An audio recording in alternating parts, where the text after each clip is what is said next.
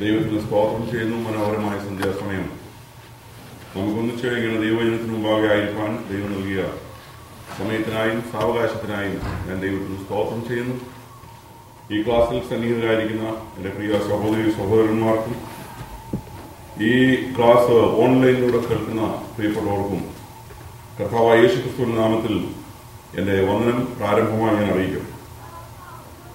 കഴിഞ്ഞ ക്ലാസ്സിൽ ദാനിയേൽ പ്രവചനത്തിലെ ചരിത്രപ്രധാനമായ ഒരു അധ്യായമാണ് നാം പിന്നിട്ടത്, 4-ാം അധ്യായം. അതിനുശേഷമായിട്ടോ വളരെ ശ്രദ്ധേയമായ മറ്റൊരു അധ്യായത്തിലേക്കാണ് നാം ഇന്ന് പ്രവേശിക്കുന്നത്. ദാനിയേൽ പ്രവചനം ഒരിക്കൽ പോലും വായിച്ചിട്ടില്ലാത്തവരുണ്ട്. ദാനിയേൽ പ്രവചനത്തിന്റെ പ്രസംഗം കേട്ടിട്ടില്ലാത്തവരും ദാനിയേൽ പ്രവചനത്തിന്റെ ബൈബിൾ ക്ലാസ്സിൽ ഇരുന്നിട്ടില്ലാത്തവർക്കും അറിയാവുന്ന ഒരു പ്രയോഗം ഈ അധ്യായത്തിലുണ്ട്. അത് നമ്മുടെ രാഷ്ട്രീയ നേതാക്കൾ, ഭരണാധികാരികൾ, സാഹിത്യകാരന്മാർ ഒക്കെ കൂടെ ഉപയോഗിക്കുന്ന ഒരു പ്രയോഗമാണ് ചുവരെഴുത്ത്, ഭിത്തിയിലെ എഴുത്ത്, ചുവരെഴുത്ത്. പ്രത്യേകിച്ച് മലയാളികളായ നമുക്കറിയാം, കേരളത്തിലെ രാഷ്ട്രീയക്കാരെ സംബന്ധിച്ചിടത്തോളം അവർ പറയാറുണ്ട് കാലത്തിന്റെ ചുവരെഴുത്ത്. ഇത് ഹിന്ദുക്കളും പറയാറുണ്ട്, മുസ്ലിങ്ങളും പറയാറുണ്ട് കാലത്തിന്റെ ചുവരെഴുത്ത്. ഇവർക്ക് ആർക്ക് തന്നെ അറിഞ്ഞുകൂടാ ബൈബിളിൽ ദാനിയേൽ പ്രവചനം 5-ാം അധ്യായത്തിലെ ഒരു വാക്കാണ് തങ്ങൾ അറിയാതെ ഉപയോഗിക്കുന്നതെന്നുള്ളത്. കാരണം അത്ര പ്രസിദ്ധമായ ഒരു സംഭവമാണ് ദാനിയേൽ പ്രവചനം 5-ാം അധ്യായം.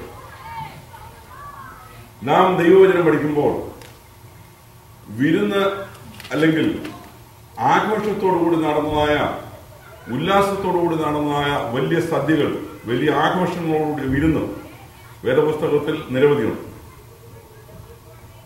വിരുന്നുകൾ എല്ലാം തന്നെ, അല്ലെങ്കിൽ അതുപോലുള്ളതായ സദ്യകളിലെല്ലാം തന്നെ പ്രത്യേകമായ ചില സംഭവങ്ങളും നടന്നിട്ടുണ്ട്.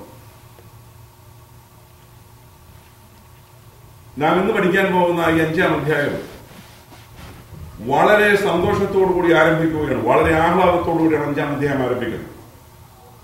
ബാബിലോൺ സാമ്രാജ്യത്തോട് ബന്ധപ്പെട്ടവരും അതിന്റെ കീഴ്ഘടകങ്ങളിലുള്ളതായ അല്ലെങ്കിൽ വ്യത്യസ്തങ്ങളായ സ്ഥലങ്ങളിലൊക്കെ ഭരണത്തിൽ വിവിധ നിലകളിൽ സഹകരിക്കുന്ന മഹത്തുക്കൾ, അല്ലെങ്കിൽ പ്രധാനപ്പെട്ട ആളുകൾ, അവരെല്ലാവരും ഇവിടെ ക്ഷണിക്കപ്പെട്ടു വന്നിരിക്കുകയാണ് ബാബിലോൺ നഗരിയിൽ.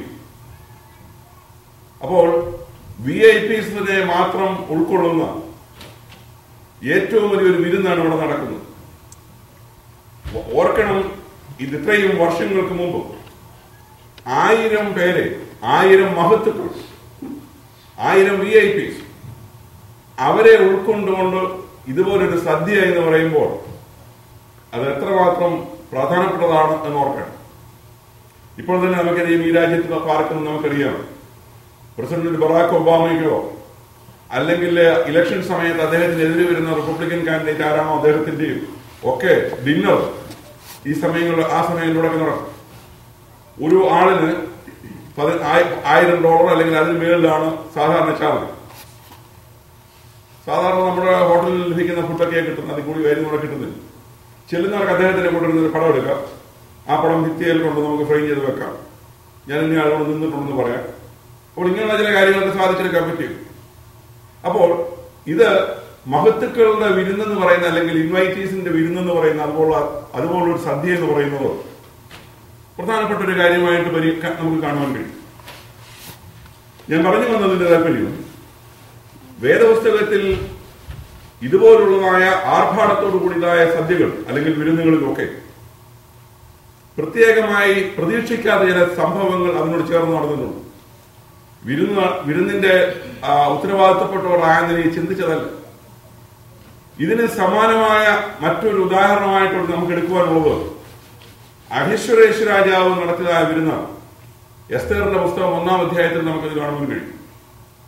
അഹശ്വേരോശ് രാജാവ് തന്റെ ദേശാധിപതികളായ, തന്റെ രാജ്യത്തോട് ബന്ധപ്പെട്ട 120 സംസ്ഥാനങ്ങൾ, അതിനോട് ബന്ധപ്പെട്ട ആളുകളെ വിളിച്ച് ഒരു വിരുന്ന് കഴിച്ചു. അപ്പോൾ ആ വിരുന്ന് കഴിച്ചതായ സമയത്ത് രാജ്ഞി ആ വിരുന്നിൽ സന്നിഹിതയായിരുന്നില്ല. മധ്യപൂർവ്വദേശത്ത് സാധാരണ നടക്കാത്തൊരു കാര്യമാണ് ഈ വിരുന്നിൽ നടക്കുന്നത്. ഈ വിരുന്നിൽ രാജാവിന്റെ ഭാര്യമാരും രാജ്ഞിമാരും വെപ്പാട്ടിമാരും സ്ത്രീകളും ഈ വിരുന്നിലുണ്ട്. ഇത് സാധാരണമല്ല. അഹശ്വേരോശ് രാജാവിന്റെ നടത്തിയ വിരുന്നിൽ സ്ത്രീകളില്ലായിരുന്നു. സ്ത്രീകൾക്കോടൊപ്പം അവിടെ സാന്നിധ്യമില്ലായിരുന്നു. അതാണ് അന്നത്തെ രീതി. അത് കൾച്ചറൽ ആയിട്ടുള്ള ഒരു വിഷയമാണ്. സാംസ്കാരിക പശ്ചാത്തലത്തിൽ പുരുഷന്മാരെ വീഞ്ഞു കുടിച്ച് ഉല്ലസിക്കുന്ന സ്ഥലത്തേക്ക് സ്ത്രീകൾ വരാറില്ല. നിങ്ങൾ ആ എസ്തേറിന്റെ പുസ്തകം നിങ്ങൾ നോക്കിയാൽ കാണാം. അതിൽ തന്നെ അഹശ്വേരോശ് രാജാവിന്റെ വിരുന്ന് ഒരു സൈഡിൽ നടക്കുമ്പോൾ തന്നെ രാജ്ഞി സ്ത്രീകൾക്ക് വേണ്ടി അകത്തെന്ത് ചെയ്തു? മറ്റൊരു വിരുന്ന്, വസ്തി രാജ്ഞി മറ്റൊരു വിരുന്ന് നടത്തി. പക്ഷെ ഈ വിരുന്നിന്റെ സന്തോഷത്തിൽ ഇങ്ങനെ ഇരിക്കുമ്പോൾ തന്റെ ഭാര്യ അതീവ സുന്ദരിയാണ്. അപ്പോൾ അതീവ സുന്ദരിയായ തന്റെ ഭാര്യയെ ഈ വിരുന്നിൽ സന്നിഹിതരായിരിക്കുന്നതിന് മുമ്പിൽ അവളുടെ സൗന്ദര്യം പ്രദർശിപ്പിക്കണം എന്ന് രാജാവിന് തോന്നി. അതാണ് ഈ വീഞ്ഞുകുടിയോടുള്ള ബന്ധത്തിൽ നടക്കുന്ന ചില ദുരന്തങ്ങളിലേക്കാണ് ഞാൻ നിങ്ങളെ കൊണ്ടുപോകുന്നത്. രാജാവ് വിരുന്ന് ആരംഭിച്ച സമയത്ത് ചിന്തിച്ച കാര്യമല്ല ഇന്ന് വിരുന്നിന്റെ ഇടയിൽ വസ്തിയെ വിളിക്കണോ. ഇതിനിടയിൽ രാജാവ് ഒരു അല്പമൊക്കെ സേവിച്ചു കഴിഞ്ഞപ്പോൾ രാജാവിന്റെ ബുദ്ധിമണ്ഡലത്തിന് അല്പമായി ചലനം തുടങ്ങി.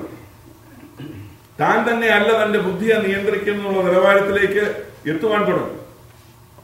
ആ സമയമായപ്പോൾ രാജാവിന് തന്നെ തോന്നി തന്റെ ഭാര്യയുടെ സൗന്ദര്യന്മാരെ അത് കണ്ടിച്ചു പോകണം. ഉടനെ വിളിക്കാൻ കൽപ്പന പറഞ്ഞു. അപ്പോൾ വസ്തിരാജ്ഞി ഈ സദസ്സിൽ വരട്ടെ എന്ന് പറഞ്ഞ് കുറിപ്പ് കൊടുത്തയച്ചു. രാജ്ഞി ആ കുറിപ്പ് കൂട്ടാക്കിയില്ല. വസ്തിരാജ്ഞി അവിടേക്ക് വരുവാൻ തയ്യാറായില്ല. അതിന് അത് നമ്മുടെ വിഷയം അതല്ല. പക്ഷെ നിങ്ങൾക്കറിയാം അതിന് ചുരുക്കം. വസ്തിരാജ്ഞി രാജാവിന്റെ ക്ഷണം നിരസിച്ചു എന്നുള്ളത് രാജാവ് മനസ്സിലാക്കിയപ്പോൾ രാജാവിന്റെ ഉള്ളാകെ കത്തുകയാണ്. എന്ത് ചെയ്യണം? മറ്റാരും ഇത് അറിഞ്ഞിട്ടില്ല എങ്കിൽ പോലും എഴുത്തും കൊണ്ട് പോയവനെ ഇത് അറിഞ്ഞിട്ടുള്ളൂ. അതുകൊണ്ട് എന്ത് ചെയ്യണമെന്നുള്ള നിലയിൽ ഇദ്ദേഹം ആകെപ്പാടെ വിഷമിക്കുക. ഉടനെ അടുത്തിരുന്നവരോട് കൂടിയാലോചിച്ചവർ പറഞ്ഞു, വസ്തിരാജ്ഞി ചെയ്തത് തെറ്റാണ്. ഇത് അനുവദിച്ചുകൂടാ. ഇതിങ്ങനെ അനുവദിച്ചാൽ നാളെ സ്ത്രീകളൊക്കെ പുരുഷന്മാരെ വകവെക്കത്തില്ല.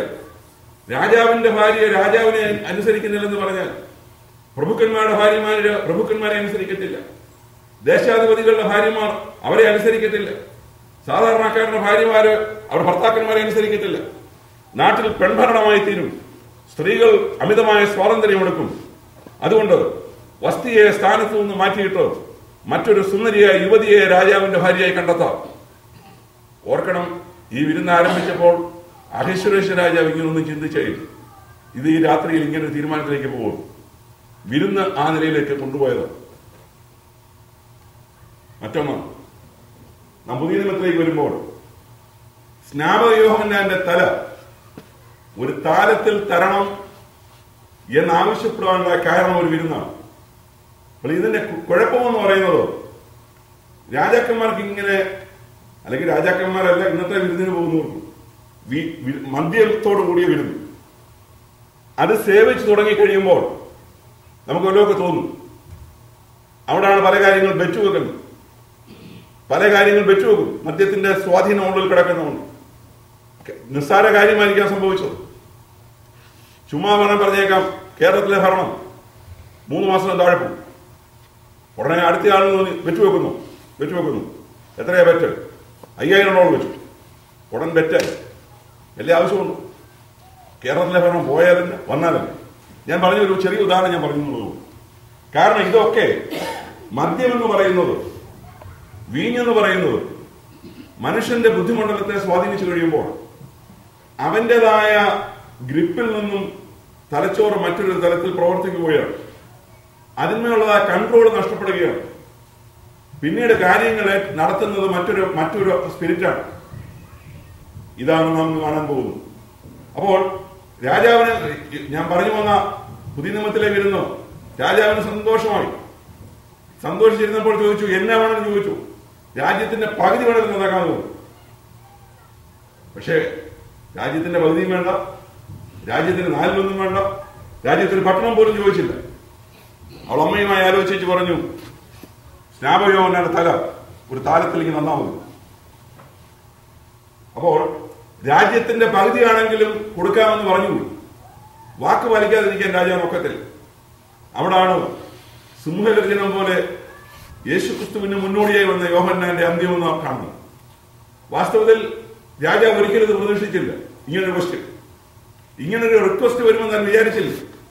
പക്ഷെങ്കിൽ വാക്ക് പറഞ്ഞു പോയി മാറിക്കൂടാ. ഞാൻ പറഞ്ഞു വന്നതിന്റെ താല്പര്യം, വിരുന്നുകൾ, സദ്യകൾ, ആഘോഷങ്ങൾ ഒക്കെ അതിനോട് ബന്ധപ്പെട്ട് ആര് ചുമതല ഏറ്റെടുത്തു നടത്തുന്നുവോ അവർ ആരും പ്രതീക്ഷിക്കാത്ത പരിണിത ഫലങ്ങൾ ഇതിനോട് ചേർന്ന് നടക്കാറുണ്ട്. ഞാൻ നിങ്ങളോട് ആരോടും വ്യക്തിപരമായി ചോദിക്കാൻ ആഗ്രഹിക്കുന്നില്ല. നിങ്ങൾ നിങ്ങളെ തന്നെ തട്ടിച്ചു നോക്കി. നമ്മളുടെ സ്നേഹിതന്മാർ ചിലപ്പോൾ നമ്മളെ വിളിച്ചിട്ടുള്ളതായ വിരുന്നുകൾ, നമ്മുടെ സ്നേഹിതന്മാർ നമ്മളെ വിളിച്ചിട്ടുള്ളതായ സദ്യകൾ, നമ്മളോടുള്ള ആ സ്നേഹം കൊണ്ട് വിളിച്ചു, അവരോടുള്ള സ്നേഹം കൊണ്ട് നമ്മൾ പോയി. പക്ഷെ നമ്മൾ ചെന്നുപെട്ടതായ സമയത്തായിരിക്കാം നാം വിചാരിച്ചതുപോലുള്ളതായ ഒരു ചുറ്റുപാടല്ല അവിടുത്തെ. കാരണം വിഷയങ്ങൾക്കൊക്കെ വ്യത്യാസമുണ്ട്. മദ്യം വിളമ്പുന്നു, നമുക്കത് താല്പര്യമുള്ള വിഷയമല്ല. പക്ഷെ ചുറ്റുപാടും മദ്യം വിളമ്പിക്കൊണ്ടോ മദ്യം സേവിച്ചുകൊണ്ടോ ആളുകൾ ഇരിക്കുന്ന ഒരു അറ്റ്മോസ്ഫിയറിൽ ഒരുപാട് നേരം പിടിച്ചിരിക്കണമെങ്കിൽ വലിയ ദൈവകൃപമാണ്. പക്ഷെങ്കിൽ അങ്ങനെയുള്ളതായ സമയങ്ങളിൽ പതറിപ്പോകുവാൻ സാധ്യതയുണ്ട്. എല്ലാവരും പതറണമെന്നല്ല ഞാൻ പറഞ്ഞത്, പതറിപ്പോകുവാൻ സാധ്യതയുണ്ട്. അതുകൊണ്ട് വളരെ കെയർഫുൾ ആയിരിക്കണം. വിരുന്നിലേക്ക് നമ്മളെ വിളിക്കുമ്പോൾ നമ്മളെ ആര് വിളിക്കുന്നു, ഏത് പശ്ചാത്തലത്തിലുള്ള വിരുന്നാണ്, അല്ലെങ്കിൽ ഏത് നിലവാരത്തിലുള്ള വിരുന്നാണ്, ഒരു ദൈവവേദനയിൽ പോയി ഇരിക്കുവാൻ പറ്റുന്ന സാഹചര്യത്തിലുള്ള വിരുന്നാണോ എന്നുള്ളത് മേക്ക് ഷുവർ ചെയ്തിട്ട് പോകണം. ദൈവമക്കൾ ഇതുപോലെ വിരുന്നിൽ പോകും. അല്ലാത്ത വിരുന്നുകളിലൊക്കെ പോയാൽ വാസ്തവത്തിൽ നമുക്ക് കുഴപ്പം സംഭവിക്കാം, നമുക്ക് പ്രയാസം ഉണ്ടായെന്ന് വരാം, ബുദ്ധിമുട്ടുണ്ടായെന്ന് വരാം. ഇതൊക്കെ സംഭവിക്കാവുന്ന കാര്യങ്ങളാണ്. അല്ല, ആരൊക്കെ എന്തൊക്കെ സംഭവിച്ചാലും എനിക്കൊരു കുഴപ്പവും വരത്തില്ലെന്ന് നമുക്ക് ദൃഢമായി പറയാൻ കഴിയുന്നെങ്കിൽ ഞാനത് നിങ്ങൾക്ക് തന്നെ വിടും. പക്ഷെങ്കിൽ നാം വളരെ ബുദ്ധിമുള്ളവരായിരിക്കണം എന്ന് ദൈവത്തിന്റെ വചനം നമ്മൾ പഠിപ്പിക്കും. നാം ഈ ദാനിയേലിന്റെ പുസ്തകം 5-ാം അധ്യായത്തിലെ സംഭവം എന്ന് പറയുന്നത് വാസ്തവത്തിൽ സംഭവങ്ങളോടുള്ള ബന്ധത്തിൽ ഇതിപ്പോൾ വരേണ്ട സംഭവമല്ല, നാം ചിന്തിക്കേണ്ട വിഷയമല്ല. കാരണം ദാനിയേൽ പ്രവചനത്തിന്റെ അടുത്ത 2 അധ്യായങ്ങളിൽ നിങ്ങൾ 6-ാം അധ്യായം 7-ാം അധ്യായം നിങ്ങൾ നോക്കുമ്പോൾ അതിന് 1-ാം വാക്യത്തിൽ തന്നെ കാണാം, ബാബേൽ രാജാവായ ബെൽഷസ്സറിന്റെ 1-ാം ആണ്ടിൽ ദാനിയേൽ ഒരു സ്വപ്നം കണ്ടു. അപ്പോൾ ഇവിടെ നാം ഇന്ന് പഠിക്കുന്ന 5-ാം അധ്യായത്തിന്റെ അവസാനത്തിൽ ബാബിലോൺ രാജാവായിരുന്ന ബെൽഷസ്സറിന്റെ അന്ത്യം അദ്ദേഹത്തിന്റെ അവസാനമാണ്, അല്ലെങ്കിൽ ബാബിലോൺ സാമ്രാജ്യം അവസാനിക്കുകയാണ്. അപ്പോൾ സംഭവങ്ങളോടുള്ള അതിന്റെ എന്തുകൊണ്ടാണ് ഇങ്ങനെ സംഭവിച്ചിരിക്കുന്നത് പറയാം. ദാനിയേൽ പ്രവചനത്തിന്റെ ആദ്യത്തെ അധ്യായങ്ങൾ എന്ന് പറയുന്നത് സംഭവങ്ങളോടുള്ള ബന്ധത്തിൽ, ചരിത്ര സംഭവങ്ങളോടുള്ള ബന്ധത്തിൽ നിൽക്കുകയാണ്. എന്നാൽ 7-ാം അധ്യായം നാം കാണുന്നത് അവിടെ മുതൽ അങ്ങോട്ട് പ്രവചന വിഷയങ്ങളാണ്. ദാനിയേൽ പ്രവചനാത്മാവിൽ കാണുന്ന വിഷയങ്ങളാണ്. ഞാൻ അതുകൊണ്ട് ആ നിലയിൽ തന്നെ പഠിക്കുവാനാണ് ക്ലാസ് കൊണ്ടുപോകാൻ ആഗ്രഹിക്കുന്നത്, ഈ ബൈബിളിന്റെ ക്രമത്തിൽ തന്നെ.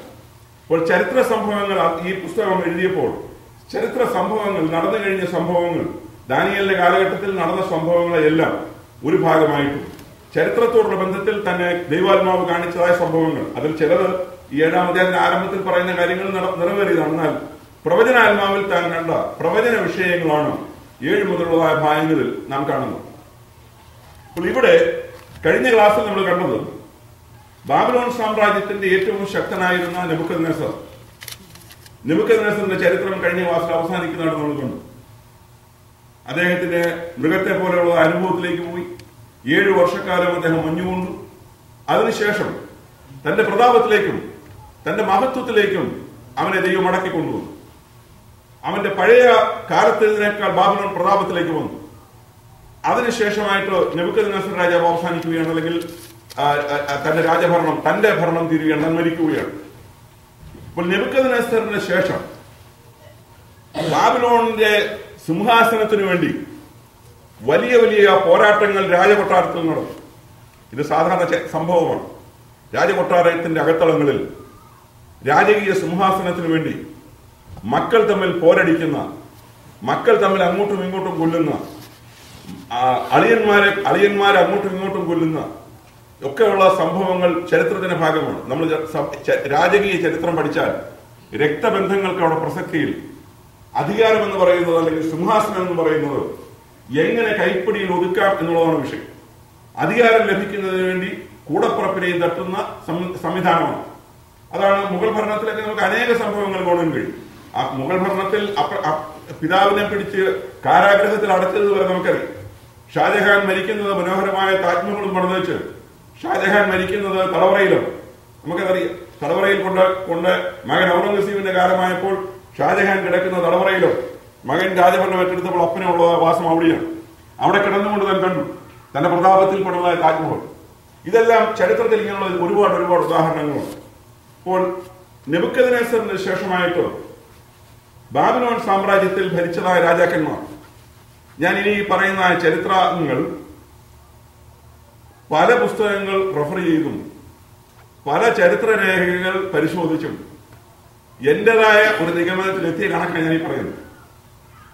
നിങ്ങൾക്ക് ഇതിനേക്കാൾ അല്പങ്ങൾ വ്യത്യസ്തമായി ആരെങ്കിലും പറഞ്ഞാൽ തെറ്റിപ്പോകാനൊന്നും ചിന്തിക്കേണ്ട. ഇത് ചരിത്ര രേഖകൾ ക്രോഡീകരിക്കുമ്പോൾ, കാര്യം ഇത് നമ്മൾ വ്യക്തമായി ഇത് പറഞ്ഞിട്ടില്ല ഈ ബെൽഷസർ ആരാണ് എന്നുള്ളത്.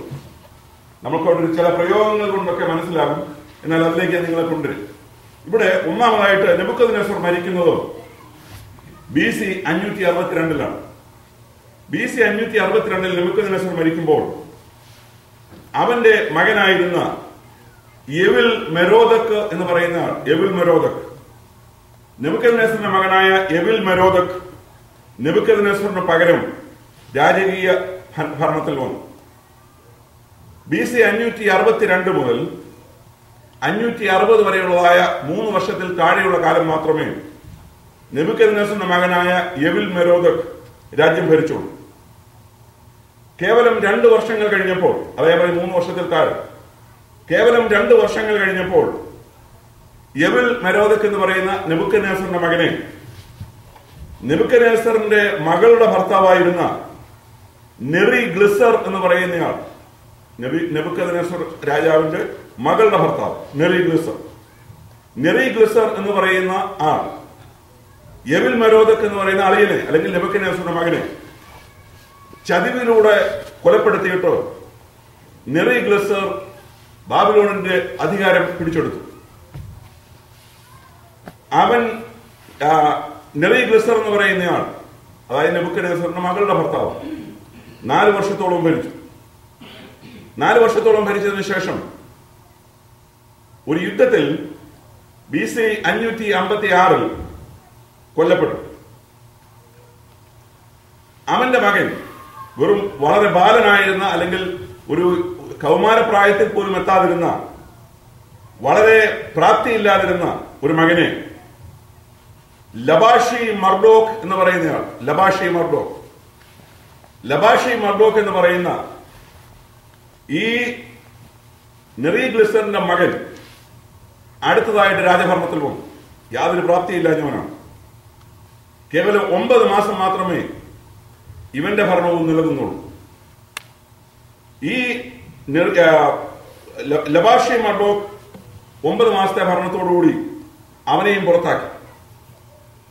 അവനെ പുറത്താക്കിയതിനു ശേഷം നെബൂഖദ്നേസറിന്റെ മറ്റൊരു മകളുടെ ഭർത്താവ് ആയിരുന്ന നമോണിഡസ് എന്ന് പറയുന്ന നെബൂഖദ്നേസറിന്റെ മറ്റൊരു മകളുടെ ഭർത്താവാണ്. നമോണിഡസ് എന്ന് പറയുന്നയാൾ അധികാരത്തിൽ വന്നു. ഈ നമോണിഡസ് എന്ന് പറയുന്നയാൾ രാജ്യഭരണത്തോടുള്ള ബന്ധത്തിൽ കൂടുതൽ സമയങ്ങൾ യാത്രയിലായിരുന്നു. നമോണിഡസ് കൂടുതൽ സമയങ്ങളും ബാബിലോൺ പട്ടണത്തിന് പുറത്തായിരുന്നതുകൊണ്ട് ബാബിലോൺ പട്ടണം എന്ന് പറയുന്ന, അല്ലെങ്കിൽ സാമ്രാജ്യത്തിന്റെ ഏറ്റവും പ്രധാനപ്പെട്ട ഭാഗം, അതിന്റെ സംരക്ഷണവും അവിടുത്തെ ഭരണവും അതിന്റെ കാര്യങ്ങളുമൊക്കെ ഈ നമോണിഡസ് തന്റെ മകനായ ബെൽഷസറിനെ ഏൽപ്പിച്ചു. നമോണിഡസ് ഇങ്ങനെ യുദ്ധവും പരിപാടികളുമായിട്ട് ഇങ്ങനെ പല സ്ഥലങ്ങളിലാണ്. ഇങ്ങനെ നമോണിഡസ് യുദ്ധത്തോടുള്ള ബന്ധത്തിൽ, രാജ്യങ്ങൾ കീഴടക്കുന്നതിനുള്ള ബന്ധത്തിൽ, അല്ലെങ്കിൽ വിദൂരതയിൽ കിടക്കുന്നതിന് രാജ്യങ്ങൾ സന്ദർശിക്കുന്നതിനുള്ള ബന്ധത്തിൽ യാത്രയിലാണ്. അപ്പോൾ പ്രധാനപ്പെട്ട ഭാഗം മകനെ ഏൽപ്പിച്ചിട്ടാണ്, അല്ലെങ്കിൽ സാമ്രാജ്യത്തിന്റെ ഏറ്റവും കണ്ണായ സ്ഥലം ബാബിലോൺ പട്ടണം, അത് ബെൽഷസറിനെ ഏൽപ്പിച്ചിട്ടാണ് പോകുന്നത്. അപ്പോൾ നമ്മൾ ഈ അധ്യായം പഠിക്കുമ്പോൾ ബെൽഷസറിനോട് ദാനിയേൽ പറയുമ്പോഴും ബെൽഷസറിനോട് രാജ്ഞി പറയുമ്പോഴും നിന്റെ അപ്പനായ നെബൂഖദ്നേസർ എന്നൊരു പ്രയോഗമുണ്ട്. നിന്റെ അപ്പനായ നെബൂഖദ്നേസർ, നിന്റെ അപ്പനായ നെബൂഖദ്നേസർ എന്നിങ്ങനെ പറയാൻ കാരണം എന്താണ് എന്ന് ചോദിച്ചാൽ, ഞാൻ ഈ പറഞ്ഞ ചരിത്ര രേഖ അനുസരിച്ച് വരുമ്പോൾ നെബൂഖദ്നേസർ ആരാണ്? വലിയപ്പനാണ്. ഈ പറയപ്പെടുന്ന ബെൽഷസർ കൊച്ചുമായിട്ടാണ്. എന്നാൽ കൽദയ ഭാഷയിൽ വലിയപ്പൻ എന്നുള്ളതൊരു പ്രത്യേക പദമില്ല. ഗ്രാൻഡ് ഫാദർ എന്ന് നമ്മൾ ഇംഗ്ലീഷിൽ പറയുന്നത് പോലെയോ നമ്മൾ മലയാളത്തിൽ വലിയപ്പൻ വലിയച്ഛൻ എന്നൊക്കെ പറയുന്നത് പോലെയുള്ള ഒരു പദം കൽദയ ഭാഷയിൽ ഇല്ല. കൽദയ ഭാഷയിൽ അപ്പൻ എന്നുള്ളതിനും വലിയപ്പൻ എന്നുള്ളതിനും ഒരു വാക്കേ ഉള്ളൂ. അങ്ങനെ വരുമ്പോൾ ഈ പ്രയോഗം ശരിയാണ്. നിന്റെ അപ്പനായ നെബൂഖദ്നേസർ എന്ന് പറഞ്ഞാൽ ഈ പറയുന്നവർ ഉദ്ദേശിക്കുന്നത് നിന്റെ വലിയപ്പൻ എന്നാണ്. അപ്പോൾ ഞാൻ ഇപ്പോൾ ഇത് നിങ്ങളുടെ മനസ്സിലുണ്ടായിരിക്കും. വീണ്ടും ഞാൻ ഒന്നുകൂടി ആവർത്തിക്കുന്നു, നിങ്ങൾ ഇതിന് വ്യത്യസ്തമായ ഏതെങ്കിലും നിലയിൽ കേട്ടാൽ ആരെങ്കിലും പറയുകയാണ് നെബൂഖദ്നേസറിന്റെ മകനായിരുന്നു ബെൽഷസർ എന്ന് പറഞ്ഞ എന്തെങ്കിലും കണക്കിൽ സ്ഥാപിക്കാൻ ശ്രമിച്ചാൽ ഇതൊരു വലിയ വിഷയമായിരിക്കുന്നില്ല. നമ്മൾ സ്വർഗത്തിൽ പോകുന്നത് തടസ്സമായ ഒരു കാര്യമായിരിക്കുന്നില്ല. ഒരു തർക്ക വിഷയമേ, ഉപദേശപരമായ വിഷയമേ അല്ല. എന്നാൽ ഞാൻ ഈ പറയുന്നത് ഞാൻ വെറുതെ പറയുകയല്ല. എനിക്ക് കഴിയാവുന്ന നിലയിൽ ചരിത്രപരമായി രേഖകൾ പരിശോധിക്കാവുന്നത് ഒക്കെ പരിശോധിച്ചാണ് ഇങ്ങനൊരു നിഗമനത്തിൽ ഞാൻ നിങ്ങളുടെ മുമ്പിൽ ഈ സംസാരിക്കണം. അപ്പോൾ ഇനി ബെൽഷസറിനെ നിങ്ങൾ ഈ പശ്ചാത്തലം നിങ്ങൾ ഓർക്കണം. അപ്പോൾ മനോഹരമായ ബാബിലോൺ സാമ്രാജ്യം, നെബൂഖദ്നേസർ രാജാവ് പ്രതാപത്തോടുകൂടി പണി കഴിപ്പിച്ചതായ സൗധങ്ങൾ, കൊട്ടാരങ്ങൾ, ഉദ്യാനങ്ങൾ എല്ലാം പരിലസിക്കുന്ന മനോഹരമായ പട്ടണം. ഈ മനോഹരമായ പട്ടണം ഒരു നിലയിലും ശത്രുക്കൾ അകത്ത് കയറാതിരിക്കത്തക്കാനുള്ള സംവിധാനങ്ങൾ ഞാൻ കഴിഞ്ഞ മാസം പറഞ്ഞതാണ്, വേണ്ടി ഞാൻ ആവർത്തിക്കുന്നില്ല. 2 മതിലുകളാണ് ചുറ്റിൽ. ആ 2 മതിലുകളുടെ ഇടയിൽ യൂഫ്രട്ടീസിലെ വെള്ളം വഴിതിരിച്ചു വിട്ടൊരു കനാൽ ഉണ്ടാക്കിയിരിക്കുകയാണ്. വെള്ളം നിറച്ചിരിക്കുകയാണ് അതിനകത്ത് കൃത്രിമമായി. അത് കൂടാതെ വലിയ ഗോപുരങ്ങൾ, വലിയ താമ്ര വാതിലുകൾ. ഒരു നിലയിലും അത് മാത്രമല്ല, കയറാൻ പട്ടണത്തിലേക്ക് പ്രവേശിക്കുന്ന വാതിൽ എടുത്തു മാറ്റിക്കഴിഞ്ഞാൽ ആർക്കും പട്ടണത്തിലേക്ക് പ്രവേശിക്കാൻ ഒക്കത്തില്ല. അങ്ങനെ നീക്കുകയും തിരിച്ചു വെക്കുകയും ചെയ്യാവുന്ന പാലങ്ങൾ, ഇതെല്ലാം ഉള്ളതായ മനോഹരമായ പട്ടണം. പക്ഷെ ഈ പട്ടണത്തിൽ അകത്ത് ഈ പരിപാടി നടക്കുമ്പോൾ, നമ്മൾ കാണാൻ പോകുന്ന ഈ ഭയങ്കര വിരുന്ന് നടക്കുമ്പോൾ പുറത്ത് അതിഭയങ്കരമായ സന്നാഹങ്ങൾ പുറത്തുണ്ട്. ഈ സാമ്രാജ്യത്തെ വീഴ്ത്തുവാൻ, അതായത് യഹൂദന്റെ പ്രവാസകാലം കഴിയാറാവുന്നു. ദൈവത്തിന്റെ പ്രവാചകന്മാർ യഹൂദന്മാരോട് പറഞ്ഞതാണ്, നിങ്ങളുടെ പ്രവാസകാലം 70 വർഷമാണ്. യിരെമ്യാവ് അത് വിളിച്ചു പറഞ്ഞു, യെശയ്യാ പ്രവാചകൻ അത് വിളിച്ചു പറഞ്ഞു. യിരെമ്യാവ് എഴുതിയ രേഖകൾ വെച്ചുകൊണ്ട് ദാനിയേൽ ആ വിഷയം പഠിച്ചു. നമ്മളുടെ പ്രവാസകാലം തീരാറായി. അപ്പോൾ നെബൂഖദ്നേസറിന്റെ ഭരണവും പിൽക്കാലത്ത് വന്ന ഏവൽ മെറോദക്കിന്റെ ഭരണവും, ഈ ഭരണകൂടങ്ങളുടെ എല്ലാം വർഷങ്ങൾ ആഡ് ചെയ്ത് വരുമ്പോൾ 70 അടുക്കുകയാണ്. അടുത്ത സാമ്രാജ്യം മേദ്യരുടെയും പാർസികളുടെയും സാമ്രാജ്യം വരികയാണ്. മേദ്യരുടെയും പാർസികളുടെയും സാമ്രാജ്യം വന്നു കഴിയുമ്പോൾ മേദ്യനായ കോരേശ് യഹൂദ ജനത്തിന്റെ വിളംബരം അവർക്ക് പുറപ്പെടുവാനുള്ള സ്വാതന്ത്ര്യം നൽകി വിടുകയാണ്. അപ്പോൾ ദൈവത്തിന്റെ പ്രവർത്തന പദ്ധതി എത്ര അച്ചട്ടായി, എത്ര ക്രമമായി, കൃത്യമായി നടക്കുന്നു എന്നുള്ളത് നമ്മളെ ഈ വിഭാഗം പഠിപ്പിക്കുന്നു. അപ്പോൾ പക്ഷെ ഇതൊന്നും ബെൽഷസറിന് വിഷയമേ. ബെൽഷസറിന് ദാനിയേലിനെ വലിയ പരിചയം പോലും ഇല്ല. നമുക്ക് ഈ ഭാഗം പഠിക്കുമ്പോൾ നമുക്ക് മനസ്സിലാവും. ഞാൻ പറഞ്ഞു, നിങ്ങൾ ഓർക്കണം, പുറത്ത് മേദ്യരുടെയും പാർസികളുടെയും രണ്ട് രാജ്യങ്ങളാണ്. മേദ്യരും പേർഷ്യക്കാരും, പാർസികൾ പേർഷ്യക്കാർ. മേദ്യരും പാർസികളും അവർ 2 രാജ്യങ്ങൾ സംഘടിച്ചു വന്നിരിക്കുകയാണ് ബാബിലോൺ പിടിച്ചെടുക്കുവാൻ.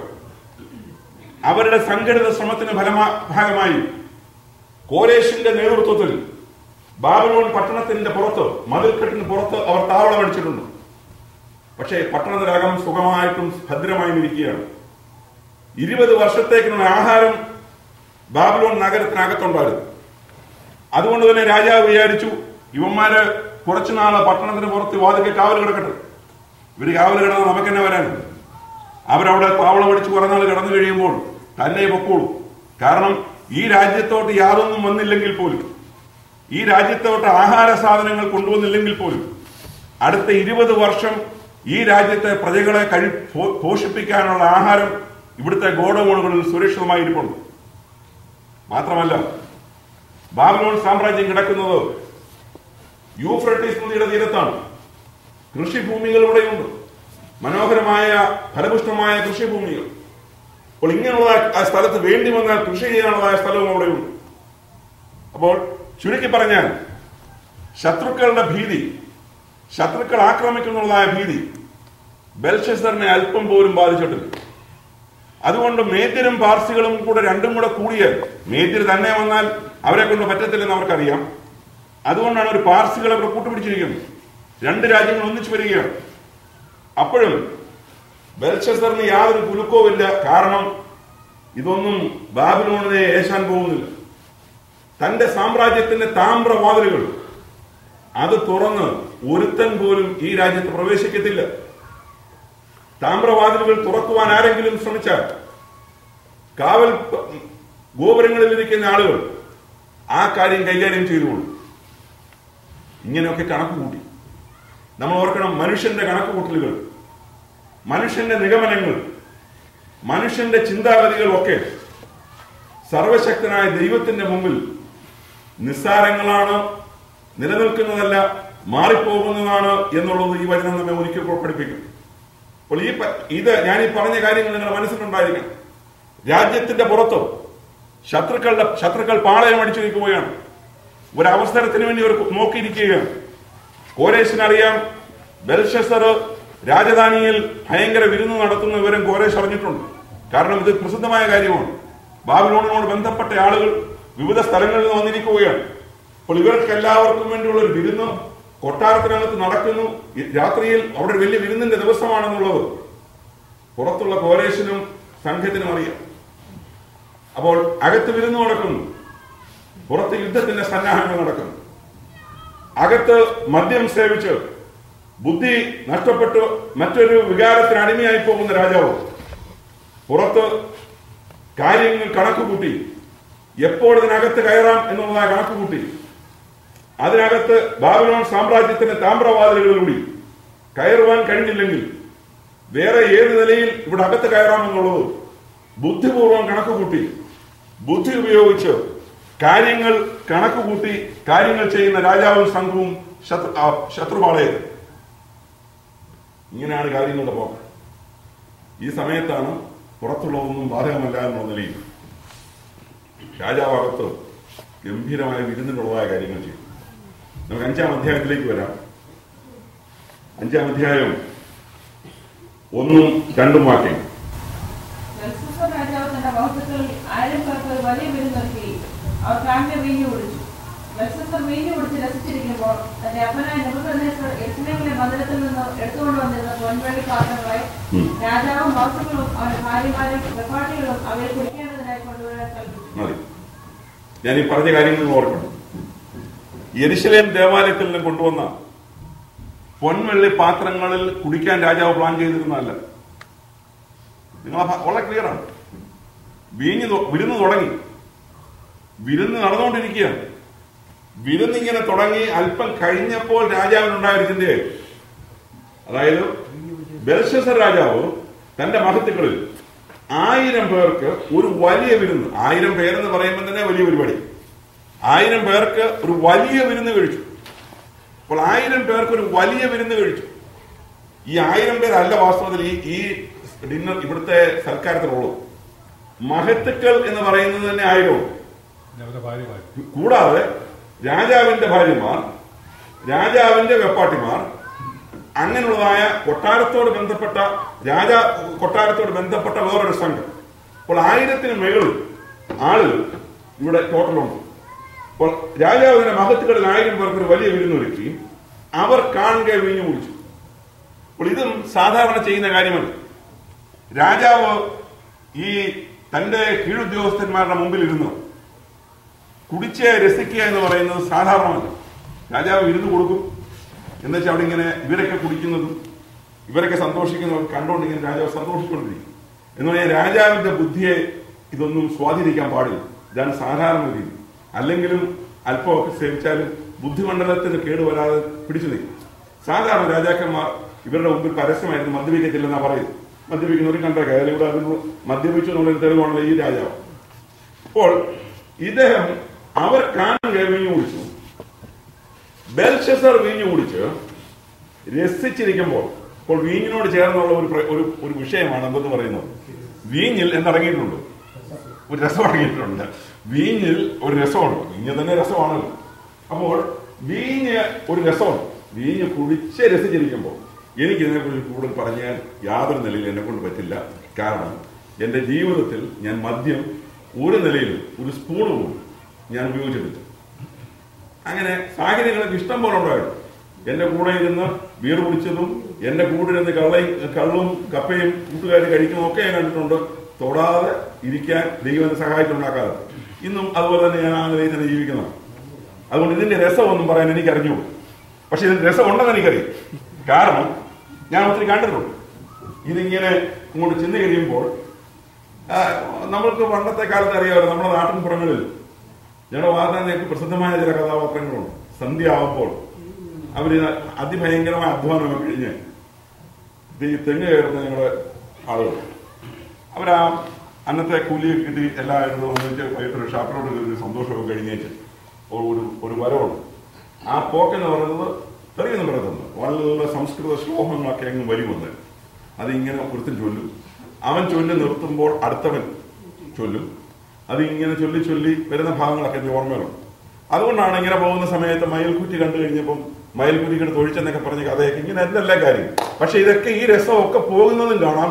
കാക്കി കണ്ടാവും പോലീസുകാരനെ കണ്ടു കഴിഞ്ഞാൽ ആ ഒരുത്തനെ വകവെക്കാതെ നടക്കുന്ന മദ്യപാനി.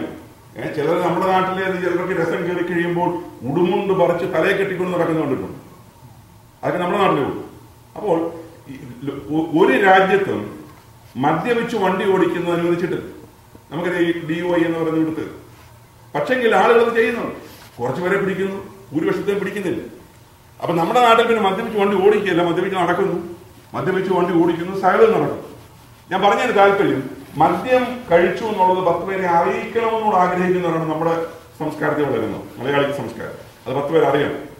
അതിൻ്റെതായ ഒന്നുമില്ലേ പോലും അതിൻ്റെ കുറെ പ്രകടനങ്ങളെല്ലാം കാണിക്കുകയും ഇതൊക്കെ നമ്മൾ കാണാറോ. ചുരുക്കത്തിൽ ഇത് രാജാവ് ഇങ്ങനെ അല്പം അങ്ങോട്ട് സേവിച്ചു വീഞ്ഞു കുടിച്ച് ഇങ്ങനെ രസിച്ചിരിക്കുമ്പോൾ രാജാവിന് പെട്ടെന്നൊരു ചിന്ത വന്നു. ഇത് പോരാ, ഈ പാത്രങ്ങൾ പോരാ.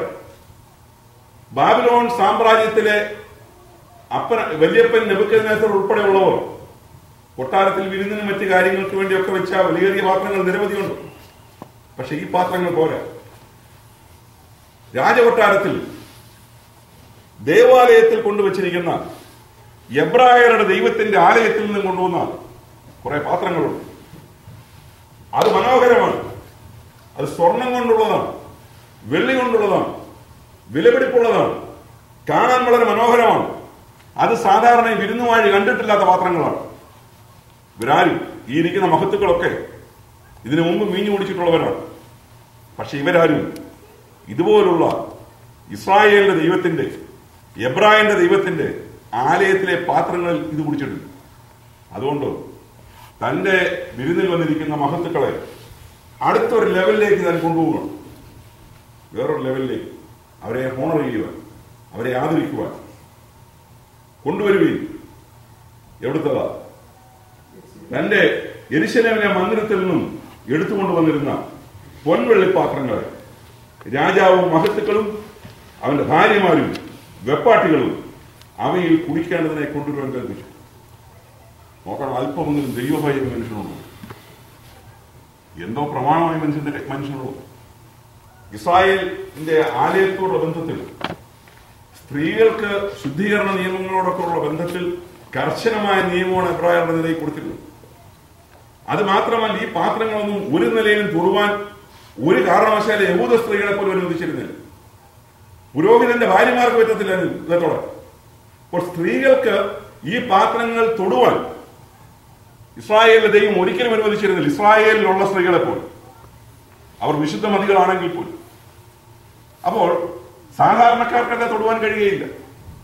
ദൈവാലയത്തിലെ ശുശ്രൂഷയ്ക്ക് വേണ്ടിയുള്ളതായ പാത്രങ്ങളാണ്.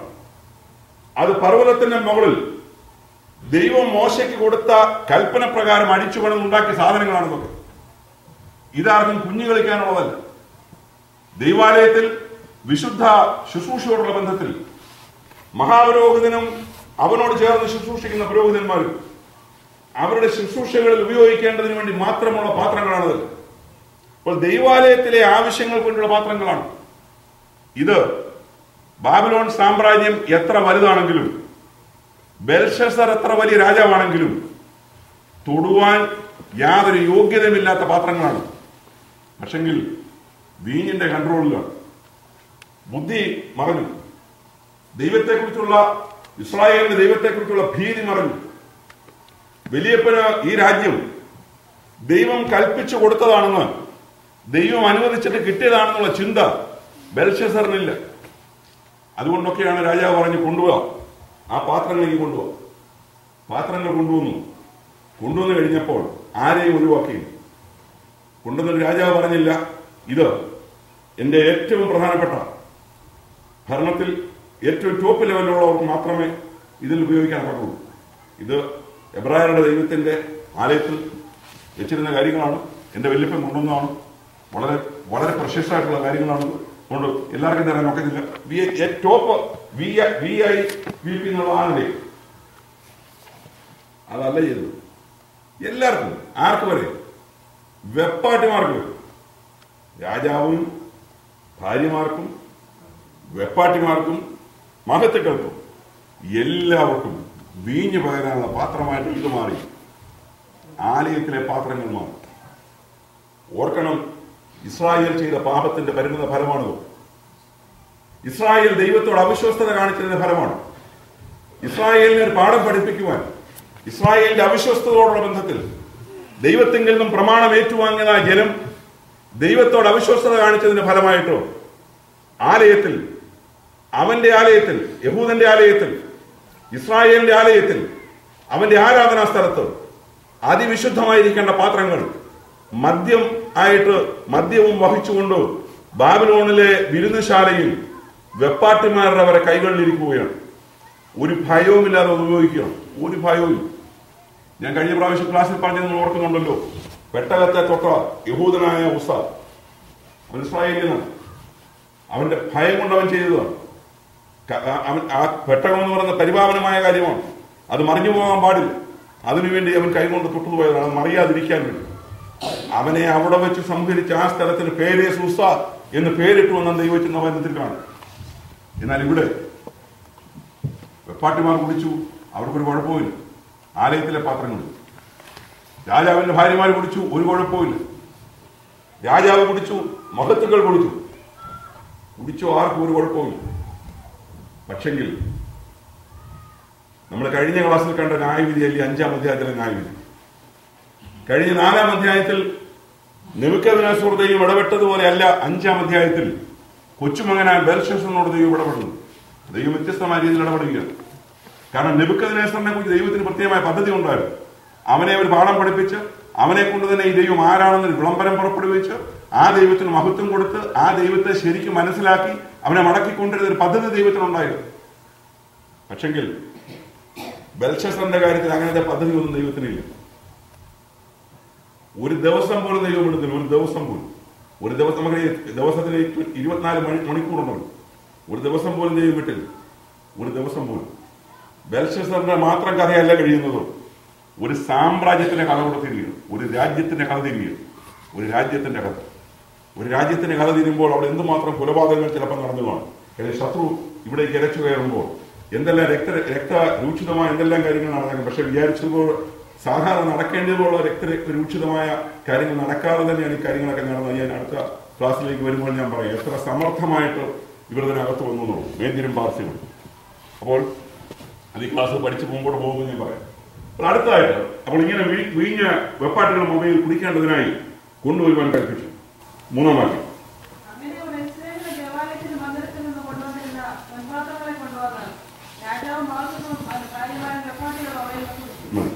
അപ്പോൾ എല്ലാവരും ഈ യെരുശലേമിലെ ദേവാലയത്തിലെ പാത്രങ്ങൾ കുടിക്കുകയാണ്. ഇനി ഈ പാത്രങ്ങളെ കുറിച്ച് ഒരു ലിസ്റ്റ് നമുക്ക് കാണാൻ കഴിയും. 1-2 സ്ഥലത്തുണ്ട്, എന്നാൽ ഓരോ സ്ഥലത്തേക്കും വായിക്കാം. എസ്രായുടെ പുസ്തകം 1-ാം അധ്യായം 7 മുതൽ 11. അതിനകത്തെ പേര് ഇച്ചിരി കട്ടിയുള്ള പേരാണ്, വായിക്കുമ്പോൾ സൂക്ഷിച്ച് വായിക്കണം, അല്ലെ തെറ്റും. എസ്ര 1-ാം അധ്യായം 7 മുതൽ 11 വരെ.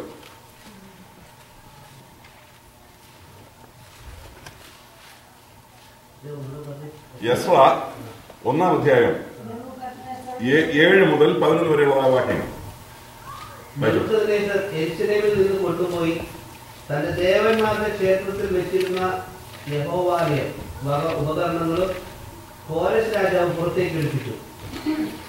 പാർസി രാജാവായ കോരേശ് ഭണ്ഡാര വിചാരകനായ മിക്രോദത്ത് മുഖാന്തരം അവ പുറത്തേക്ക് എടുപ്പിച്ചു. യഹൂദ പ്രഭുവായ ശെഷ്ബസറിന് എണ്ണിക്കൊടുപ്പിച്ചു. അവയുടെ എണ്ണം ആവിത്: പൊൻതാലം 30, വെള്ളിത്താലം 1000, കത്തി 21, പൊൻപാത്രം 30, 2-ാം തരത്തിൽ വെള്ളിപ്പാത്രം 410, മറ്റുള്ള ഉപകരണങ്ങൾ 1000, പൊന്നും വെള്ളിയും കൊണ്ടുള്ള ഉപകരണങ്ങൾ ആകെ 5400 ആയിരുന്നു. പ്രവാസികളെ ബാബേലിൽ നിന്ന് യെരൂശലേമിലേക്ക് കൊണ്ടുപോകുമ്പോൾ ഇവയൊക്കെയും ശേഷ്ബസർ കൊണ്ടുപോയി. മതി. പൊന്ന്, വെള്ളി തുടങ്ങിയ ഉപകരണങ്ങൾ ഇത് മടക്കി കൊടുത്തു വിടുകയാണ്. ബാബിലോണിൽ നിന്നും തിരിച്ച് പ്രവാസം കഴിഞ്ഞ് പോകുമ്പോൾ കൊടുത്തു വിടുന്ന കാര്യമാണ്. എല്ലാം കൂടെ എത്രയുണ്ട്? പൊന്നും വെള്ളിയും തന്നെ 5400. അപ്പോൾ ഇവിടെ കൂടിയ ആളുകൾ എന്ന് പറയുന്നത് 1000 അല്പം കൂടെ ഉണ്ട്. സ്ത്രീകളെ, ആ കൊട്ടാരത്തിലെ സ്ത്രീകളെയും വെപ്പാട്ടികളെല്ലാം കൊണ്ടുപോകും.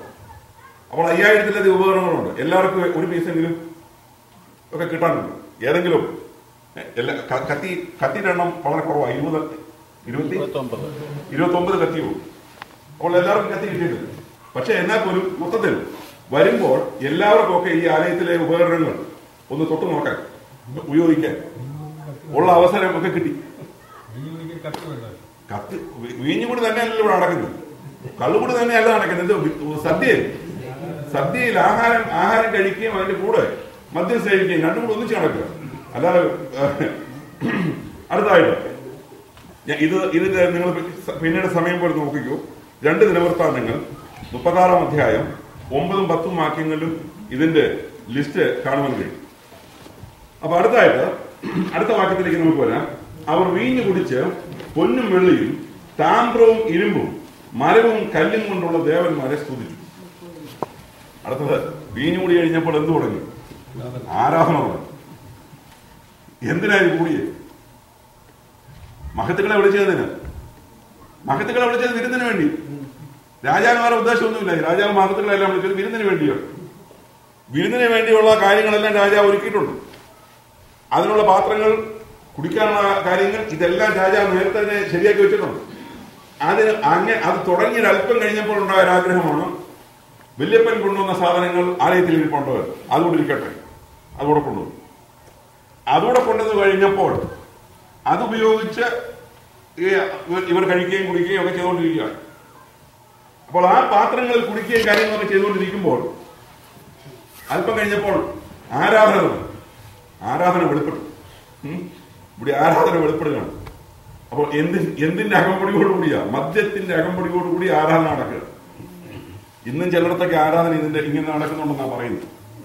അപ്പോൾ നമുക്കറിയാം, ജാതീയ ആരാധനകളിലൊക്കെ നോക്കിയാൽ മദ്യം എന്ന് പറയുന്ന ഒരു പ്രധാനപ്പെട്ട ഘടകമാണ്. ഉത്സവങ്ങൾ അതുപോലുള്ള കാര്യങ്ങൾ നമ്മൾ നോക്കിയാൽ, വിഗ്രഹ ആരാധനയുള്ള ബന്ധത്തിൽ നമ്മൾ ഒരുപാട് കാര്യങ്ങൾ മദ്യം ഒരു പ്രധാനപ്പെട്ട ഘടകമായി നിൽക്കുന്നുണ്ട്. അതിന്റെ എല്ലാം പുറകെ. അപ്പോൾ അത് ആണ് പല കാര്യങ്ങളും ചെയ്യാൻ പ്രേരിപ്പിക്കുന്നത്. അപ്പോൾ നമുക്കറിയാം, നമ്മുടെ നാട്ടിലെ ക്ഷേത്രങ്ങളിൽ ഈ ഗരുഡൻ തൂക്കം എന്ന് പറയുന്നതൊക്കെയുണ്ട്. ഗരുഡൻ തൂക്കം എന്നൊക്കെ പറയുന്നത് നമ്മളെ കൊണ്ടൊന്നും നടക്കുന്ന കാര്യമല്ല. ഒരു സാധാരണ മനുഷ്യൻ നടക്കുന്ന കാര്യമല്ല, സാധാ ആളിനേക്കാൾ. കാരണം ഒരു മനുഷ്യന്റെ പുറത്ത് ഇവിടെയുള്ളതായ മാംസത്തിൽ ഒരു കൊളുത്ത് ഇട്ടിട്ട് അവനെ ഇങ്ങനെ പൊക്കുക. ഒരു കൊടിമരത്തെ പൊക്കുന്നത് പോലെ അവനെ തൂക്കിയെടുക്കുകയാണ്. ഇവൻ തൂങ്ങിക്കണം. ഇതാണ് ഗരുഡൻ തൂക്കം എന്ന് പറയുന്നത്. ഇതല്ലാതെ കയറ് കെട്ടിയിട്ട് കയറല്ല, കൊളുത്ത് സ്വന്തം മാംസത്തിൽ തന്നെ കൊളുത്തി പൊക്കിയിരിക്കുകയാണ്. ആ മാംസത്തിലാണ് ഇവൻ തൂങ്ങിക്കിടക്കുന്നത്. സാധാരണക്കാരാണ് സാധിക്കുന്നത്. അത് മറ്റേതാകത്തോട് അങ്ങനെയുള്ളവരെ കൊണ്ട് സാധിക്കത്തുള്ളൂ.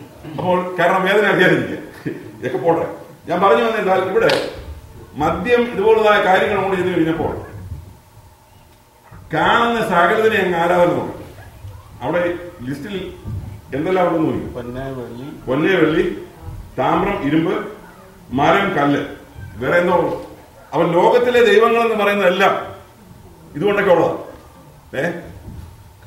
കല്ല്, മരം, ഇരുമ്പ്, താമ്രം, പൊന്നെ, വെള്ളി, ഇതുകൊണ്ടൊക്കെ ഉള്ള ദൈവങ്ങളാണ് ലോകത്തിലുള്ളത് മുഴുവൻ.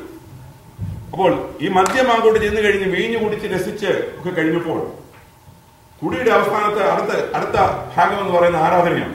ഇതിനോട് ബന്ധപ്പെട്ട് ദേവന്മാർക്കൊരു സ്തുതി. അപ്പോൾ ഈ ദേവന്മാർക്ക് സ്തുതി എന്ന് പറയുന്നത് സാധാരണ ഒരു വിരുന്നിന്റെ ഭാഗമായ ഒരു ക്രമീകൃതമായ ചടങ്ങല്ല. എന്നാൽ പൗരാണിക കാലത്ത് ഇതുപോലുള്ളതായ വിരുന്നുകളൊക്കെ രാജാക്കന്മാർ നടത്തുമ്പോഴും അല്ലെങ്കിൽ ആളുകൾ, പ്രധാനപ്പെട്ട ആളുകൾ, അല്ലെങ്കിൽ അതിഥികളെ ആളുകൾ ക്ഷണിക്കുകയൊക്കെ ചെയ്യുമ്പോൾ അവരുടെ ദൈവങ്ങളെ ഓർക്കുന്നൊരു പതിവുണ്ട്. പ്രാദേശിക തലത്തിലുള്ള ദൈവങ്ങൾ, ആ സ്ഥലത്തെ ആളുകൾ ഏത് ദൈവനെയാണോ ആരാധിക്കുന്നത് ആ ദൈവത്തെ ആരാധിച്ചതിന് ശേഷം ആരാധന ഇതിന്റെ കൂടെ തന്നെ ചെയ്യുന്ന പരിപാടിയുണ്ട്.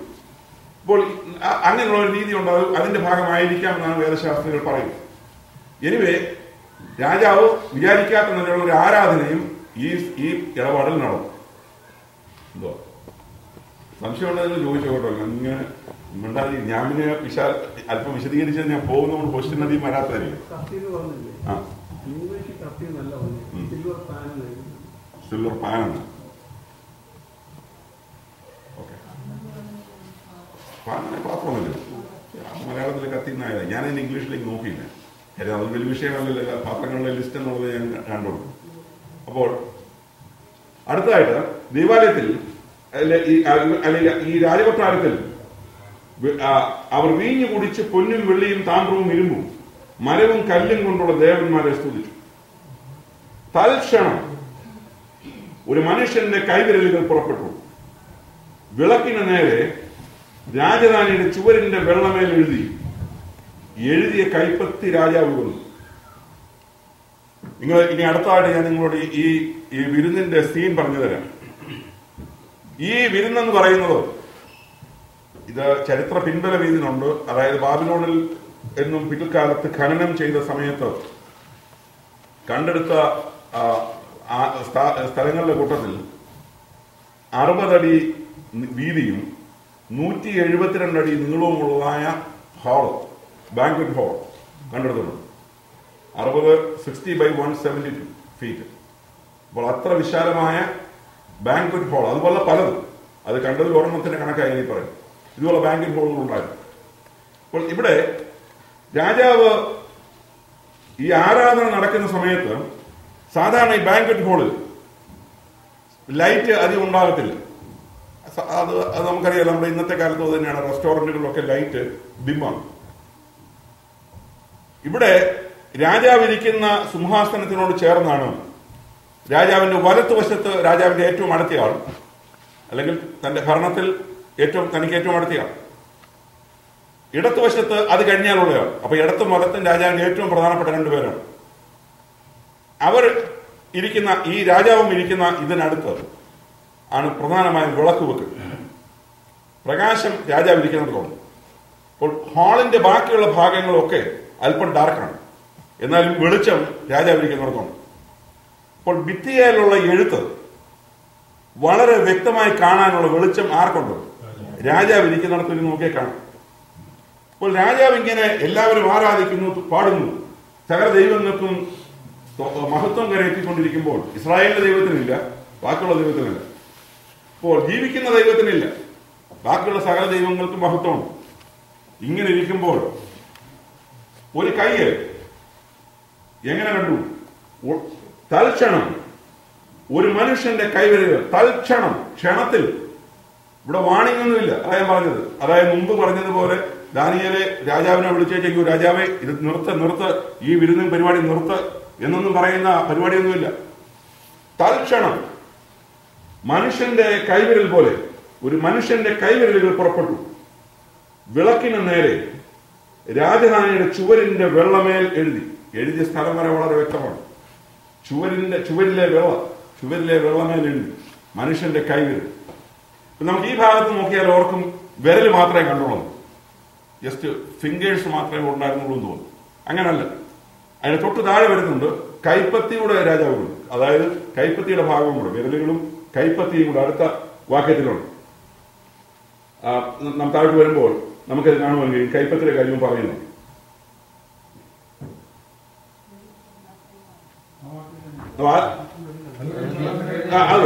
അഞ്ചാം വാക്യത്തിന് അത് തന്നെ പറഞ്ഞു. രാജാവ് എന്തും കണ്ടു, കൈപ്പത്തി. അപ്പൊ വിരലുകൾ മാത്രമല്ല, കൈപ്പത്തികൾ. അപ്പോൾ കൈപ്പത്തി ഇങ്ങനെ എഴുതി പോകും. ഇതാരെ കാണുന്നു? രാജാവ് കാണുന്നു. പക്ഷെ എഴുത്തെല്ലാരും കാണുന്നുള്ളൂ. അത് അവിടെ എഴുത്തങ്ങ് മാഞ്ഞൊന്നും പോയില്ല. അത് നമുക്ക് അവിടെ വളരെ ക്ലിയർ ആണ്, എഴുത്തവിടെ ഉണ്ട്. പക്ഷെ എഴുതുന്നത് വളരെ വെളിച്ചത്തിൽ രാജാവ് കണ്ടു ഒരു കൈ ഇങ്ങനെ ചലിക്കും.